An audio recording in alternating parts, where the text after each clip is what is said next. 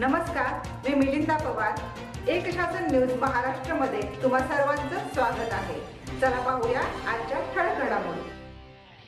ताई, काय सांगाल, ज्या पद्धतीनं नाशिकचं अशोक खरात प्रकरण प्रचंड गाजतंय, काय सांगाल? एक भूमाता ब्रिगेडचा संस्थापक म्हणून आपण देखील महिलांच्या लैंगिक शोषणाविरुद्ध आवाज उठवलेला आहे, काय आपली भूमिका? महिला अन्याय अत्याचाराच्या विरोधात जे आहे ते भूमाता ब्रिगेड जे आहे ते सातत्यानं काम करते आणि अशोक खरात सारखी जी काही बंधू मंडळी आहेत, विकृत मंडळी आहेत, त्यांचं जे आहे ते सगळं व्हिडिओच्या माध्यमातून लैंगिक शोषण करणारे व्हिडिओ असतील, तो कसा लिंग पिसाट आहे, कशा फसवणूक करणारा आहे, ह्या सगळ्या ज्या गोष्टी आहेत त्या समोर आलेल्या आहेत। पुरोगामी महाराष्ट्राला जे आहे ते कीड लागल्यासारखी जी आहे ही घटना आहे आणि अशोक खरातने ज्या ज्या गोष्टी केल्या आहेत याच्यामध्ये अनेक राजकीय मंत्री जे आहेत ते त्याच्या चरणी लीन होत होते, अनेक IAS IPS ऑफिसर जे आहेत ते त्याच्या जे आहे ते आहारी गेलेले होते, अनेक जमिनीचे भूखंड जे आहेत ते बऱ्याच जणांना फसवून त्यांनी घेतलेले आहेत, ज्यांनी विरोध केला त्यांना बेपत्ता केलेला आहे, काही जणांना मारून टाकल्याचा सुद्धा संशय आहे। त्यामुळे अशा ज्या काही अशोक खरात सारख्या व्यक्ती आहेत त्याच्याविषयी जेव्हा पुरावे मागच्या वर्षी येत होते